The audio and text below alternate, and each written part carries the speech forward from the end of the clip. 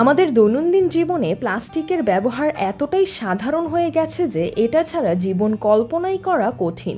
তবে এই প্লাস্টিকের বিভিন্ন উপাদান পরিবেশের জন্য মারাত্মক ক্ষতিকর। এর ফলে প্লাস্টিক দূষণ দিন দিন ভয়াবহ আকার ধারণ করছে।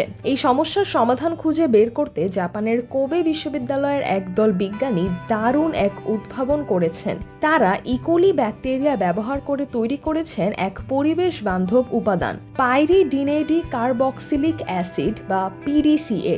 বিজ্ঞানীদের মতে পিডিসিএ প্লাস্টিকের সরাসরি বিকল্প নয়, তবে সাধারণ প্লাস্টিকের ক্ষতিকারক উপাদান টেরেফথালিক অ্যাসিডের বদলে এটি ব্যবহার করা সম্ভব।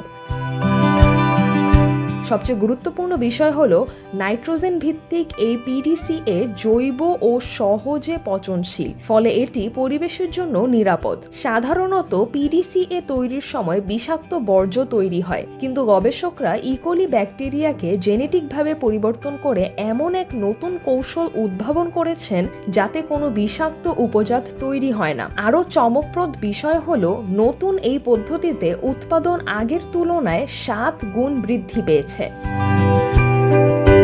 গবেষণার প্রধান বিজ্ঞানী তানাকা সুতোমু বলেন, আমরা একেবারে ভিন্ন দৃষ্টিকোণ থেকে সমস্যাটিকে দেখেছি। নাইট্রোজেন শোষণ করতে কোষীয় বিপাক বা মেটাবলিজম কিভাবে কাজে লাগানো যায় সেটাই ছিল আমাদের মূল লক্ষ্য। ফলে প্রক্রিয়ায় কোনো অবাঞ্ছিত উপজাত তৈরি হয়নি। তবে তিনি আরও জানান, পুরো প্রক্রিয়াটি মোটেও সহজ ছিল না। উৎপাদনের সময় এক নতুন ধরনের ক্ষতিকারক উপজাত ধরা পড়েছে, যা নিয়ে এখন আরও গবেষণা চলছে। বিজ্ঞানীদের আশা, তাদের এই নতুন পদ্ধতি ভবিষ্যৎ পেট্রোলিয়াম ভিত্তিক প্লাস্টিকের ওপর নির্ভরতা কমাবে এবং প্লাস্টিক দূষণ রোধে এক নতুন দিগন্ত উন্মোচন করবে।